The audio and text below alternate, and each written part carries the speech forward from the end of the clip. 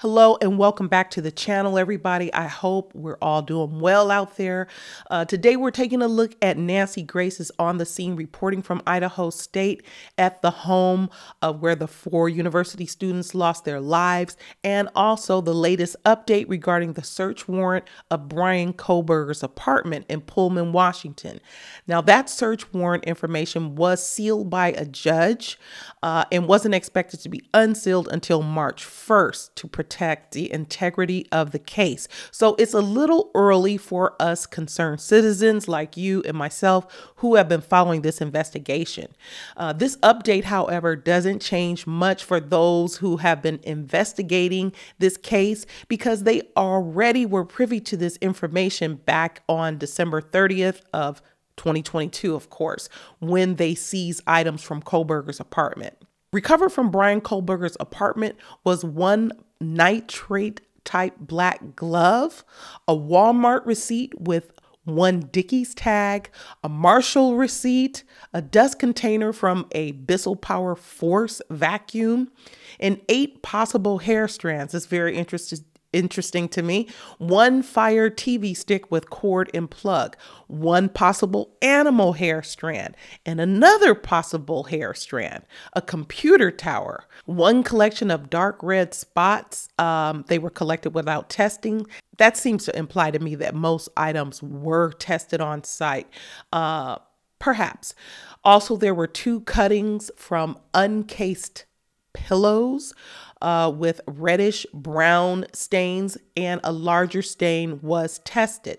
Also recovered was 2 top and bottom of mattress covers packaged separately, both labeled C. Multiple stains. 1 stain was tested.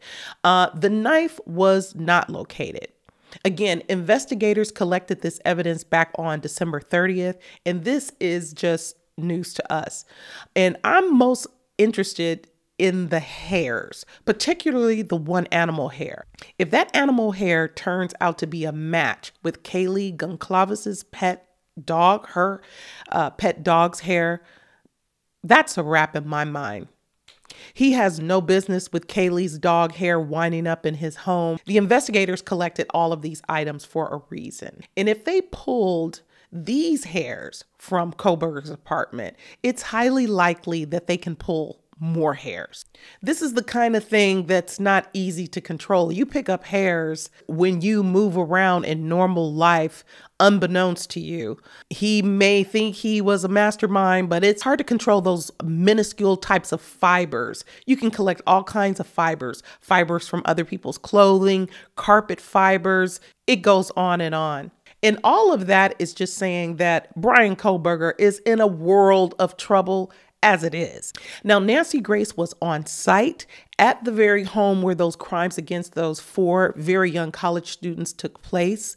While Nancy Grace was there along with her team, she also spoke with a number of Bryan Kohberger's neighbors, helping us gain insight beyond the contents of that affidavit, giving us more insight into the way Kohberger was perceived by his fellow neighbors and his activities. Yes, Nancy Grace has been working overtime as she always does. Nancy Grace, along with her team, also paid respect to the families of those young people that so tragically and senselessly lost their lives. And I express that same respect, sending condolences and prayers to the families, to the community, and all of those who were affected by this terrible, senseless loss. It is jaw-dropping the level of heinousness that it took to carry out this act. I have my opinions about that, but we're going to take a listen to the legal team of Nancy Grace. You'll hear how Nancy drove that same route that Kohberger took the night of the killings. And how this dude just went all around in circles in what should have been about a 10-minute drive had he driven directly home. But no, he called himself throwing off law enforcement, driving all around in circles, going back and forth up and down the highway, going in the rain on these very dark, muddy roads that aren't really good roads to drive on, attempting to confuse authorities should he be detected in the area, which he was.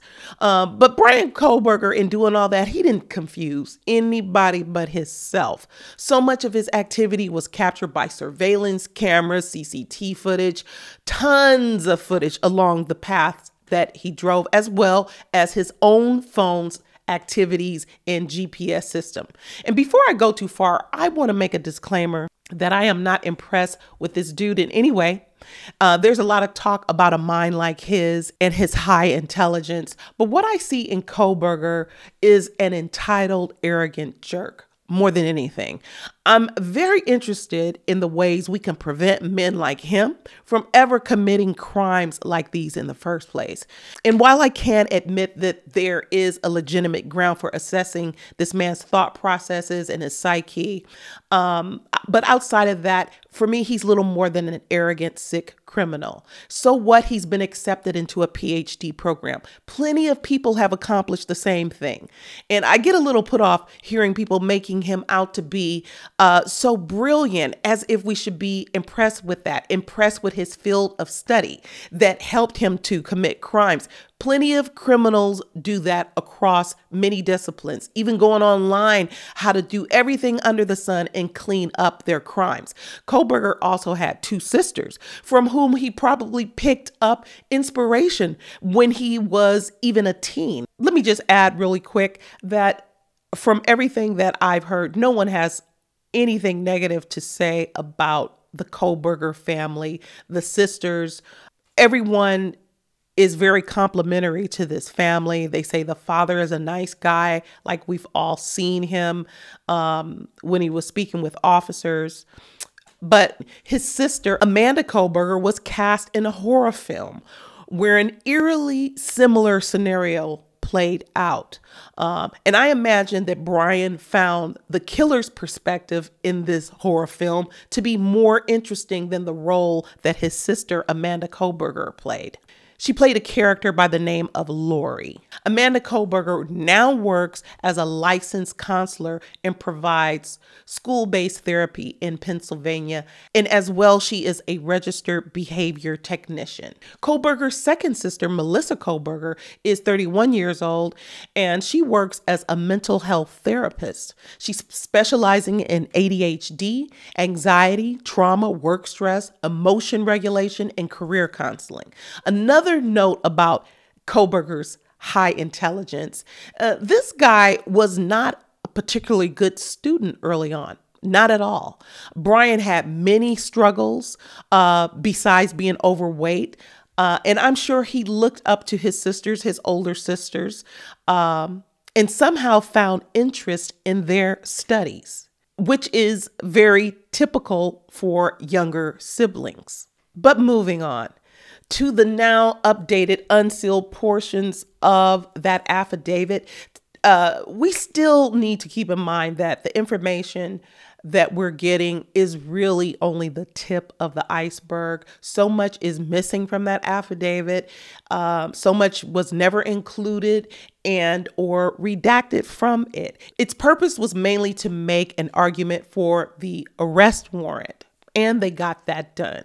Thank goodness. In the meantime, we've also learned that Bryan Kohberger also slipped into one of the young lady's DMs, inboxing her directly numerous times, but she never responded. And his messages to her were not much more than a hello. The official that provided that information did not identify exactly which one of the ladies it was, but he did say that Kohberger followed everyone in that house over social media. And I personally suspect that Kohberger may have also slipped into the students' house during one of their party nights amongst their invited guests, because that house was a popular spot to hang out at, kind of a party spot. And that's not unusual for young college kids to party. So the theory that Kohberger was rejected by one of the ladies, while that is possible, I find it a stretch to imagine that Bryan ever just put himself out there asking one of the ladies directly for a proper date. Because Bryan Kohberger is what is referred to as what is called an incel. An incel. awkward with the ladies, incapable of positive interactions with females because of his own mental hangups. He also has a problem making friends with his male peers, for that matter. And he's said to be an introvert. That's not hard to believe. And it is time to get into that Nancy Grace report. But first, let me quickly define incel for y'all. It's a new term for me. I'm sure we're going to be hearing it a lot. It is a term for our times. It has a lot to do with these online communities. So the definition of an incel is a member of an online community of young men who consider themselves unable to attract women sexually. They're typically associated with views that are hostile towards women and men who are sexually active. Self-identified incels have used the internet to find anonymous support. It's not the first time the incel movement has been linked to violence. My goodness, I don't know if I ever formally met an incel, but without further ado, it is time to get into the Nancy Grace report. We are outside the crime scene. Behind us, the home where these 4 beautiful college students were murdered. All around us here at the crime scene in Idaho, people are coming even in the rain, in the freezing temperatures behind me, to lay more flowers at the home where 4 beautiful University of Idaho students were murdered. Right behind me, the parking lot. We're out here really early in the morning. Typically, there are throngs of newscasters and reporters all camped out. But I think the rain has scared them away, but not the people who are coming to pay their respects to those 4 students. Behind me, the morning shift of a 24-hour guard service that is protecting the home. And I'm telling you, from what I've seen of a lot of reporters and, crime aficionados, I believe that they would get right up on the house and try to get in the house if they could. So it's a good thing that that guard is there. Don't worry, we've been bringing them coffee throughout because it's freezing here. Last night, again, we drove the route that Kohberger drove, leaving here. We followed his escape route, determined by when he turned on his phone when he left the crime scene. It's really hard driving. We took a video of it. The roads are so bad, no one would take that route in their right mind. It's pitch dark. It was raining at the time. Nobody would take that hour-plus route home when they could get home in just about 10 minutes. Not only that, we go to his apartment and end up meeting and interviewing several of his neighbors who, as of this moment, had not spoken before. I'm Nancy Grace. This is Crime Stories. Thank you for being with us here at Fox Nation and Sirius XM 111. First of all, take a listen to our friends at NBC. Bryan Kohberger again in court. The families of his victims are still looking for answers about a motive. It's obviously an emotional time for the family. The lawyer for Kaylee Goncalves' family saying Kohberger didn't know Kaylee or Maddie Mogen, as far as they know. I don't know of anybody that did know him. All those girls were social. They were involved in the college. They were working hard, waitressing and doing different things. So the idea that he may have ran across their paths, I don't think is uncommon. The attorney saying the Goncalves family has been in frequent contact with investigators as they look to build their case against Kohberger. Well, anything that we have, we send over to the Moscow Police Department. In court for a, as it is called, status hearing is a typical hearing. We are just now waiting for that warrant to be unsealed. You know how long it took to get the probable cause warrant for arrest unsealed?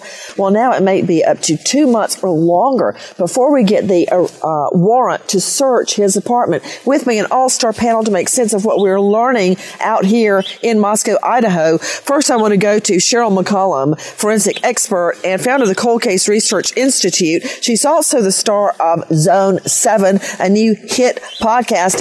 Cheryl, I've got to tell you and everybody else what we learned from multiple neighbors last night. All right, listen to this. First of all, none of them want to be identified or connected to Kohberger. They don't want to be called his friend, his acquaintance, anything. We learned that Kohberger's father came all the way to Moscow earlier and helped Kohberger move into his apartment there at Steptoe Village. We also learned that his father, who seemed like a really nice guy, according to the neighbor, asked the neighbor to be friends with Kohberger. It's like me arranging a play date for my twins when they're 3 years old. He asked him to be friends with Kohberger and said it's really hard for his son to meet people or to make friends. We learned that the feds took loads of stuff out of Kohberger's apartment. We learned that inside Kohberger's apartment, it was very, very sparse. Not a lot of stuff in there at all. We also learned that Kohberger's apartment is right on top of a little child's apartment. There were a lot of children there in the apartment complex, Cheryl. And it was kind of quite a dichotomy to know an alleged mass killer was sharing a wall with a child. There were a lot of children in the apartment. We also learned something very unusual. I'll get Karen Stark to weigh in on this. So while the neighbor was making friends with Kohberger, as Kohberger's father had asked him to do, at one point he was going to invite him over to dinner, and his wife said, "Don't. There's just something about him. I don't know what it is. I don't like it. I don't want him around." I find that and so much more of what the neighbor told me to be very, very interesting, maybe even probative as it comes to proving the case. Okay, Cheryl McCollum, jump in. This should surprise nobody. Number one, we watched his dad answer questions for him to a police officer. The fact that his dad would say, "Hey, make friends with my son, be his buddy," when his son is nearly 30, tells you that his dad absolutely knows his son is not somebody that can navigate socially in this world by himself. He's proven it over and over and over. This is going to, again, be a shock to nobody that this guy in social settings is awkward and doesn't know how to, move about as a grown man. He also shares an office with two people that are also in the PhD program. I think they are going to be critical. I think his students are going to be critical. I think fellow classmates are going to be critical. We also heard from the woman that went on the date with him that said, again, she couldn't put her finger on it. She just wanted him away from her. Everybody that spends any amount of time with this man gets that gut feeling. Another interesting thing the neighbor said was the father was super nice, and the neighbor, believes the father and mother had no idea that Kohberger could be a killer, that they only see him through the lens of being their son. But it's very clear to me, Karen Stark joining me, renowned psychologist joining us out of Manhattan. She's at KarenStark.com. Karen is spelled with a C, by the way. Karen, what do you make of Daddy trying to set up play dates for Kohberger? Well, that's an arrested development, Nancy. I mean, as you said, it was something you did with your 3-year-old son or daughter, and that makes sense to me. He's an introverted guy, and so many people interviewed talked about the fact that he was strange, that they could pick up something. And people do. You do. When you're around somebody, it's very rare that you hear he was outgoing. People will say, "Oh, he's a good neighbor," but you don't hear, when it comes to killers, this kind of a killer, think about it. He was stalking. He was able to just be there over and over again. He would drive at night. He's very much to himself. As it is when you're in a PhD program, and when you're in graduate school, you've got to spend so much time reading and studying, and that's perfect for him. Well, another thing that I found out, guys, and I'm going to go to a special guest joining us. Laura Engel is with us, senior correspondent with Fox News Channel. Laura, we found out from speaking yesterday, we went all over Moscow, and we spoke with students in the criminal justice program, the same program Kohberger was in, and they're very upset. And they pointed out something really critical that I didn't think about earlier. They said the day that the bodies were found here behind me, that an all-school email went out, including to Kohberger, stating there have been homicides just off campus. WSU students, Idaho University students are believed to be safe. WSU students believed to be safe. Classes are going to resume. They also said that the students that were afraid to come back to campus would be docked. In other words, it would be like missing class. You had to come back in person to campus. What do you think about that, Laura Ingle? You know, that you can only imagine opening that email. And, you know, of course, then we learned, I think it was days later, you know, there was some retraction there from the police of, you know, well, maybe there is, obviously there is somebody still out there. But one of the things you mentioned, talking to the neighbors where he lived in Washington, there was another neighbor that just this week came out and said in published reports, said that Kohberger came out right after the murders, in that time frame that you're talking about, when that email went out, and said, yeah, seems like they have no leads. Seems like it's a crime of passion, talking to one of these neighbors in his parking lot. And it reminds me of the arsonist that goes back to check on the fire. Oh, yeah, that's a whole thing, Laura Ingle, to go back and look at your handiwork and get gratification from seeing what you've done. Yeah, Nancy. Yeah, go ahead. That's so typical of a killer. They do that. They go back. When they're there, they try to take a souvenir, but they like to go back because they relive the excitement that they felt while it was happening. I also wonder, did he go back because he realized that he dropped that sheep and the knife and was trying to figure out if there was a way that he could get back inside? You know, I'm thinking about another thing that another neighbor told us, that Kohberger came around and was saying, hey, I heard police don't have any leads. They don't really know what happened. And what have you heard? And just like you just said, Laura Ingle, stating, wow, looks like it's a crime of passion. That was to a different neighbor. So he was out talking about it with people, but when it would get brought up in class, he'd clam up. Oh, hey, Laura Ingle, I learned something else. You know, let me throw this to Dale Carson with me, high-profile lawyer joining us out of Jacksonville, former FBI agent and cop in Miami, author of Arrest Proof Yourself. Dale, another thing we learned, and this was after we canvassed multiple students at the school, that they are not allowed to talk about the murders in class, in the criminology classes. They're not allowed to even bring it up. They will be asked to leave if they bring it up in class. And they've been told that it's a legal problem if they talk about it, which, of course, it's not. These are students at SWU or students there? At WSU, yes, WSU. That's ridiculous. I don't know how it could affect. It really is. It's a violation of the freedom of speech, and that should be a concern to any higher learning institution. Well, I'm just wondering: are they afraid?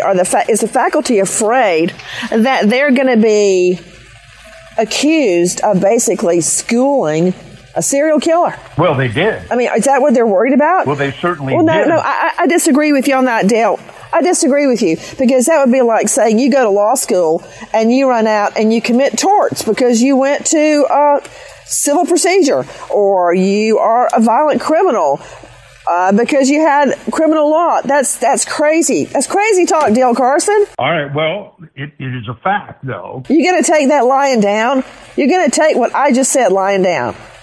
I wouldn't. I'd fight back. But go ahead. I believe that they not intentionally, but they certainly did provide the level of information that appears on TV and NCIS and other programs that provide information to potential killers. And we all worry about this.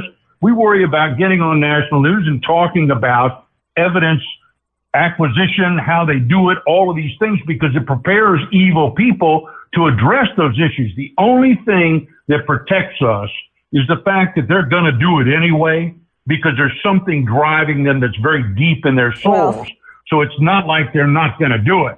And clearly, individuals who have never engaged in this behavior before make mistakes as we're now seeing here. Nancy, when you talked about that edict going out for the students, that was at University of Idaho? When I was talking to the students, it was, I was told the ones at WSU were told they cannot talk about Kohberger. Right. And they can't talk about the case, and they can't talk about any theory or anything like that.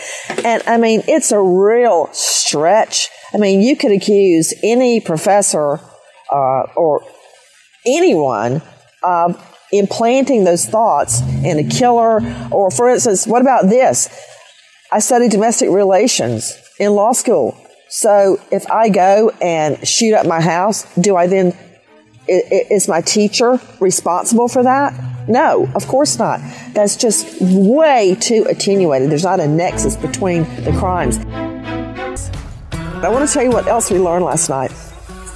We learned that a lot of people would see Kohberger, but only walking in and out. He never once, from anybody we talked to, was spotted bringing a woman, a girlfriend, into the apartment, or even walking with them, in the car with them. Never. Okay, Chris McDonough joining me from the Cold Case Foundation. He's the director, former homicide detective, and host of The Interview Room. What do you make of that, Chris? Not surprising, Nancy. This individual obviously has very difficult time creating relationships.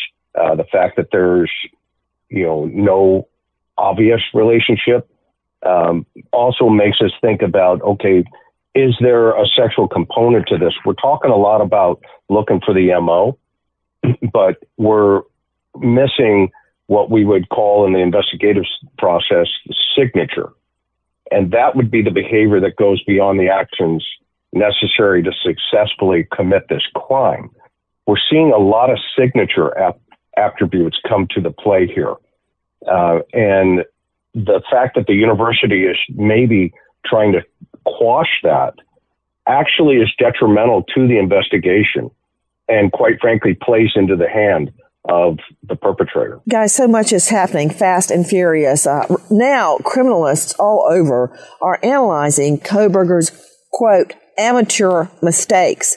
I'm calling him a textbook criminologist, Cheryl McCollum, because when I say textbook, I mean he read a lot of books about criminology, about committing crimes. And I really do believe at this juncture, until we find out something else, that, as I've mentioned before and you and I've discussed, he just wasn't getting enough of a thrill from reading about it and talking to criminals and actually having students write essays. Oh, Kelly, remember last night we also learned that there were shared docs where Kohberger reportedly was having people write about the perfect crime and reading that.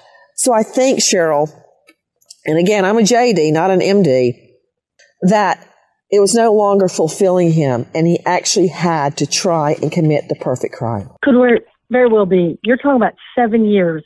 This is what he concentrated on at a higher educational level. 7 years he has studied.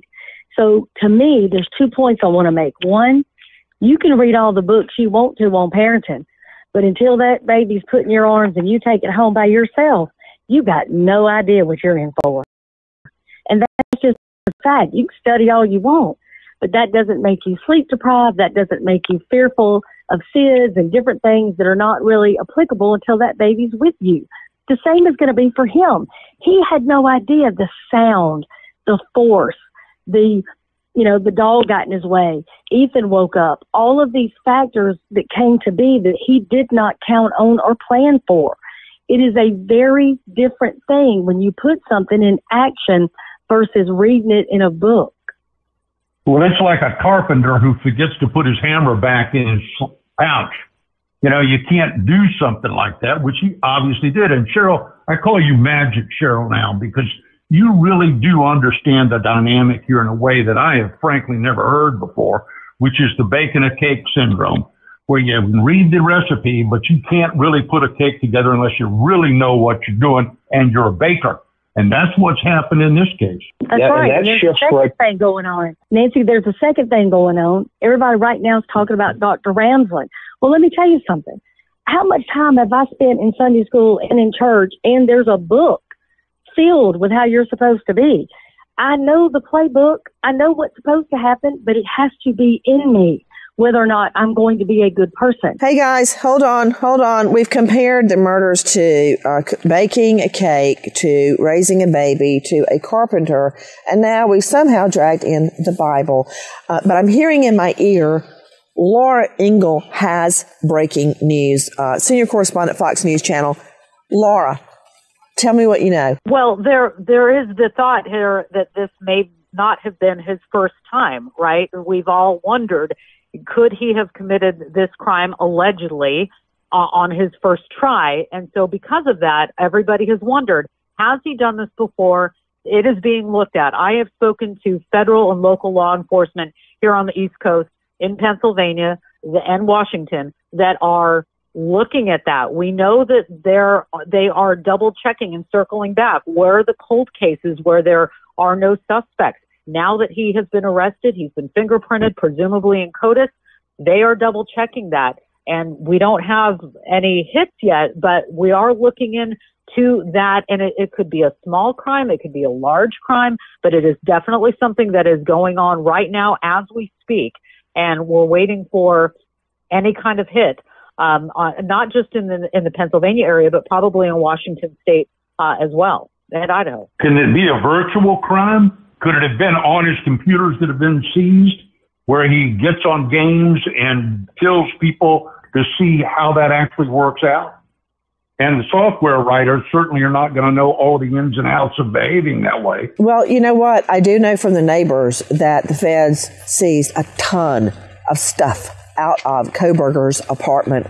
Guys, another thing we learned last night is that the county jail here, where he's being held, is called the County Hotel.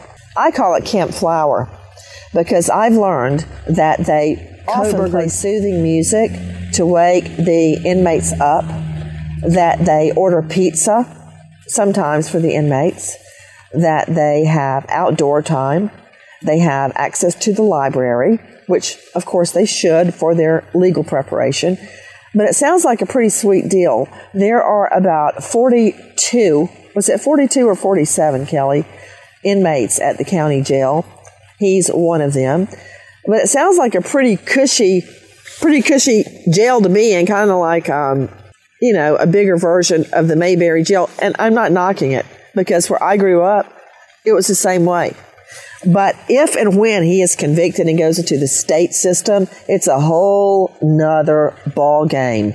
I want to talk more about the parking lot we saw last night outside of Kohberger's place. There is just really no way that the neighbors couldn't have seen the white Elantra. It's parked right in front of his apartment every single night. But I asked a neighbor, I was afraid the neighbor was going to get mad at me. But the neighbor said, yeah, we saw it, but we just didn't put it together. I guess you see what you want to see, and you know what you want to know. I've seen that so many times, Cheryl McCollum. Oh, absolutely. And, Nancy, they want to feel safe. They don't want to believe that there's a murderer, mass murderer, living one wall from them. They don't probably think, like law enforcement, to say they're searching for that car. A lot of times when something has always been there, like your neighbor's red truck or green Buick, you're not ever looking at it again. It's just like when you look at your watch, you're not really looking for what time it is. You're looking for what time it's not, because you're supposed to be somewhere at a certain time. They weren't looking for something that's always been there. We've learned that the search warrant for the apartment, for Kohberger's apartment, has been sealed. And it's likely going to stay sealed, according to the judge, for about the next 2 months. Now, I wonder where the 2 months timeline came from. And it's sealed over, quote, serious and imminent threat.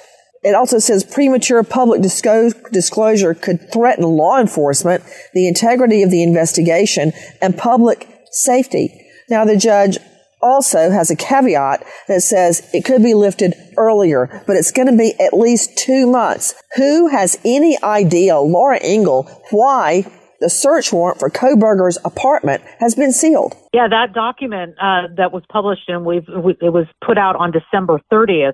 And just what you read, they've got it sealed, but the judge made the caveat that it could be unsealed prior if there was reason. But for right now, they want to hold the integrity, just like we've seen for these last 7 weeks, why they wanted to keep the information at probable cause sealed up. So I'm super curious. I mean, we're talking about Bryan Kohberger's apartment, and we've often talked about the white Elantra. And when we were in Pennsylvania after his arrest, we drove around looking for lots, maybe police lots where that car is probably held in a garage somewhere. But with the reporting that we've done covering crime stories as we have, we know about MVAC technology, about the new technologies that are used to pull out fibers and hairs and any kind of trace of DNA in a vehicle. So if there is that kind of information that's out yet, we don't know. That could be something that we could be looking for. That's what I'm looking for as we move down the road when we look at the evidence from the car and from his home, which is going to be a huge list of items. You know, that's interesting what Laura Engel just said, Fox News correspondent joining us. It is being theorized, and I think it's correct, that there is very likely more DNA evidence that we don't know about because it's most likely being processed right now. When we talk about an MVAC, they're amazing. Cheryl McCollum, describe what an MVAC can do. It can extract DNA off items like a rock or a rope or clothing at a level that a buccal swab just cannot do. And Nancy, I can guarantee you they already have DNA off there because the killer, he would have had to grab them on their bedclothes and hold them down. He touched the bed sheet. They have more DNA. There's no doubt in my mind. I sure hope so, Cheryl. Go ahead, Dale. It's certainly in the car. And that's where that can really pay off. Because clearly he tried to clean the car. There's evidence of that fact from Pennsylvania.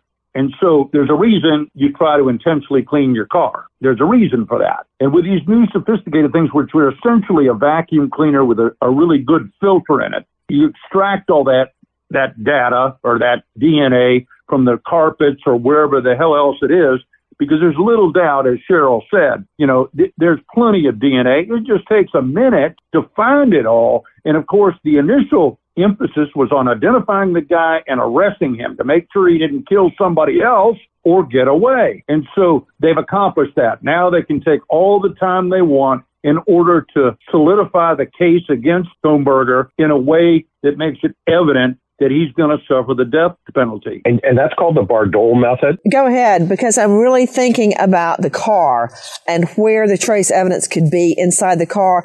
And when I circle back to you, Cheryl, I want to hear a more detailed description of how an MVAC works when it comes to a car specifically. Do they have to cut the carpet out? Do they have to cut out the upholstery? But Chris McDonough, back to what you were saying. Go ahead. Yeah, so it's called the Bardol method, Nancy, and you can also get DNA, touch DNA, from jewelry on any of the victims. Let's say the suspect, had an interaction during the struggle where if he touched even items they were wearing, that method through the MVAC can pull that touch DNA off of that. Yeah, I keep thinking about the car, but in reality, right behind me is a treasure trove of evidence. And Cheryl McCollum, you and I were going back and forth yesterday off air about all the red sticky seals across the front door where it was like evidence. Sure. When you seal evidence, say DNA, you take a buccal swab and you put it in an envelope and you send it to the crime lab. You seal it. Don't you remember how Royals years ago would put wax on an envelope and then put their seal with their initial or whatever their mascot would be? And if that were broken, then the recipient would know someone had read the message or even replaced it. Same thing with crime scene evidence. You close it up in an envelope, a brown manila envelope, and you put tape over it and you sign on the tape or around the tape your name, your rank, and the date and time. When it's opened up, it is then recorded who, what time, and when it was opened up. And then, after the testing is done, it's actually resealed again. Same thing with this house right behind me. The front door is covered with red tape, horizontally placed on the door, to show if anyone else has entered and broken the tape. is really important because they may be going back in there because we've seen the lights, right, Sydney? We see the light go on and off in that bottom right room. So somebody has been in there for whatever reason. Go ahead, Cheryl McCollum. Well, that's exactly what they've done, Nancy. They're going to maintain the integrity so that the prosecution and the defense knows exactly who came in and out of that house on what day and what time, and then they'll be able to show the corresponding evidence to show the reason they went in the house again and what they were able to retrieve. Now, getting back to the MVAT and the Bardot method as well, this machine looks like a very miniature, like carpet cleaner, like a steam cleaner, and it shoots down the solution at the exact same time that it sucks it back up onto this cotton filter so that it can be then developed into a full profile of the person's DNA. Then they take that profile, obviously, and they put it into CODIS, and they do it in the Ancestry if they need to. And in this case, my gut feeling is they used a private lab like Othram to do the profile because it was done so fast. And like Dale said, now they're not in a hurry. They don't have to rush with the sheets or the clothing or the jewelry or even the dog's collar for that matter. Anything they believe that this killer touched, they can potentially get DNA off of it. You know, you said Othram. I agree. And there's absolutely nothing wrong with the state crime labs. But sometimes some private DNA analysts, such as Othram or Parabon Nanolabs, they specialize in degraded DNA, mixed DNA, correct, DNA that has mud in it, that has other particles in it, other than the DNA they're looking for. That's their specialty, and they're not overloaded like state crime labs. They can do it more quickly. So I think that's what's happening. And as I always say, and you'll love this, Karen Stark, when you don't know a horse, look at his track record. If this guy left his sheath from the murder weapon beside a victim on the bed, what else did he do? What other mistakes did he make? Beside that, the fact that his cell phone was cut off en route to the crime scene and then turned on that lonely dirt road, bumpy dirt road in the middle of the night, he turns it back on. That's an omission. It's not actively doing something, but if it's out of character, like if he, like myself, leave my phone on all the time and I charge it at night, turned on, I leave it on all the time, and then at that particular moment, he turns it off, that's uncharacteristic. And that omission proves something, Karen Stark. Yeah, Nancy, we kept talking about, he's a student and, he's studying this. You have to get into graduate school. You have to be so smart. And for such a smart guy, he made so many stupid mistakes and didn't really think it through clearly. When I had this image that he kept rehearsing in his mind, but even the fact that he's surrounded by blood, right? How is he going to get all of that out of his car? It's got to be on his clothes, somewhere on his shoes, on the gas pedal, it's there. He left the seat. I mean, he didn't think of small details that you would have assumed he was sure about and careful. To Dale Carson, it was either Dale or Chris McDonough that first brought up the idea of the killer having a, quote, lair behind the house. And we went up there and examined so many spots where the killer could have sat and looked right in to the bedroom windows of the girls. Do you think anybody on the panel that he wore a protective outfit and then discarded the clothes on his escape route? Or would he be stupid enough to take the clothes home and try to wash them? Jump in, Chris. I think he came prepared for that evening. And after the incident, I believe he did discard those items in various locations, which is consistent with the idea of he had a fantasy purpose here. What that is, we don't know yet. But he was very consistent in, the overkill, the after the scene, what he did, when he left, to your point, So I'm going to be really surprised if they find those particular items in the house, with the exception of the knife. What about the shoes? What about the shoes, Chris? I'm going to be surprised. I think Cheryl will, jump in here. I think it's going to be really surprising if he still has those shoes. But it's possible, but I'm not going with it yet. Agree or disagree, Dale Carson? I've handled a number of these cases, and typically the individual is wearing a jumpsuit and takes all of that clothing off and throws it in a dumpster. And we have a significant period of time between the time that white car was at least identified to the public and the actual killing. So there's plenty of opportunity for those things to be in a dump somewhere, but it's going to be too difficult to find them in the dump. So they're not going to do that sort of processing. But the idea that he kept stuff, that's certainly consistent with serial killers, but I don't know that it's consistent here.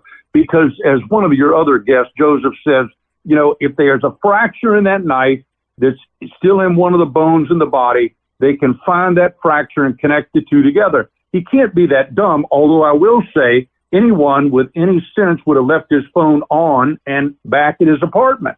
And that way you have no connection. Guys, I want to circle back to why there is a serious threat of damage and premature public disclosure of this warrant could threaten law enforcement.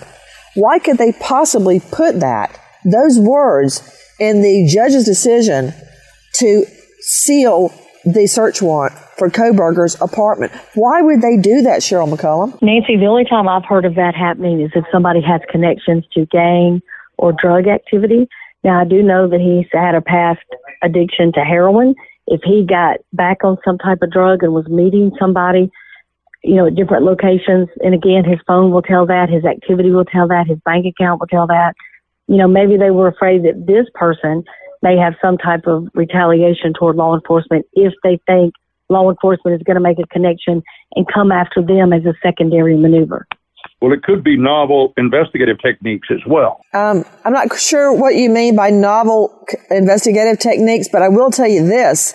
They're playing it really smartly because they did not release that PC affidavit that talked about DM identifying Kohberger, or in other words, not him by name, but could describe him to an extent. They did not release that until he was in jail to make sure he couldn't come back and kill DM. They also stated or put it out there that DM and BF, the other roommates, they made it very clear they were on the first floor, when in fact they were on the second. At least DM was on the second floor with the ability to watch the killer leave. So they kept that a secret until after he was behind bars. And I'm wondering if a similar strategy is not being employed with the search warrant for his apartment. Laura, what's next? Well, circling back to what you mentioned about the search warrants on page 2 and talking about why these search warrants would be sealed, they also mention the personal privacy. That's item 2 on the search warrant. The personal privacy interests of the witness, victims, and victims' families named in the application filed in this cause also supports sealing the documents filed in this matter. So it's an impact on law enforcement and public safety, but also about the personal privacy. And as we have seen with the other victims' families, we've heard from the Goncalves family quite a bit, as we know. Ethan Chapin's family members just basically broke their silence, speaking about the case in a Facebook page. The mother talking about on an update saying that anything that they had for Ethan is now frozen with the defense. The family of Ethan Chapin going on to say, for us, it involved 2 vehicles, ease, belonging, and a nice set of golf clubs. They've met with prosecutors, handled media inquiries, managed, grieved, talked, and continue to try to process what they call their new normal. So there is who knows what in those search warrants that they want to keep private from all of us as they continue to process these multiple crime scenes. And I also want to mention, I was asking about the University of Idaho earlier. We know that classes have resumed. Ethan was a triplet. His brother and sister, Maisie and Hunter, returned to the campus of University of Idaho this week. that could be another reason why, people are being very careful with them. They are going back to their classes. Can you imagine? These 3 children, these siblings, these triplets, chose this college. I spoke to the family spokesperson for Ethan Chapin this week. They said these 3 chose University of Idaho to be together. They wanted to learn together. They wanted to have the college experience together. And now 2 are returning without their brother this week.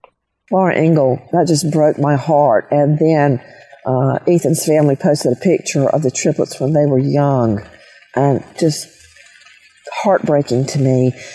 Multiple bombshells emerging from the hearing that was held at the courthouse. It was called a status conference, but this is what emerged. Kohberger's preliminary hearing, where we will hear more evidence, has been set for June 26th at 9 a.m. We all know that Kohberger was in court for his status hearing in an orange T-shirt, and he told the court he waived his right to a speedy trial. That is significant. Under our Constitution, you can demand a speedy trial. You don't have to stay in jail for a year before your trial goes to a jury. If a speedy trial is demanded, the state has to gather its evidence and try you in that grand jury term, which is usually 2 months, and one other. In other words, your trial will go down within 4 to 6 months if you file a speedy trial demand.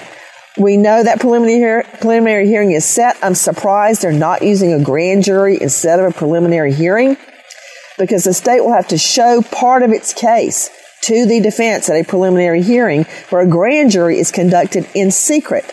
Right now, we expect the search warrants for Kohberger's apartment to be released on March 1. We're hoping they are released before then. Behind me, even in the rain, and it's really cold out here, people are continuing to come and leave flowers in memory of the 4 victims that died right behind us. And we will do the same. Nancy Grace, Crime Stories, signing off. Goodbye, friend. Well, you heard Nancy's report. I didn't jump in, but I will continue to follow this case. It's not expected to go to trial until June. Wow. But at least he's in custody. At least this man is in custody. It's a shame that we still have these criminals committing these type of acts like Bundy from the 70s, and these acts that we heard about. I heard about these things growing up. It's just insane what some people are capable of doing. How he thinks he's so brilliant. How do you even think that you can commit an act like that? And if you are under suspicion, if there's ever a warrant for you, they are going to find evidence. How do you think?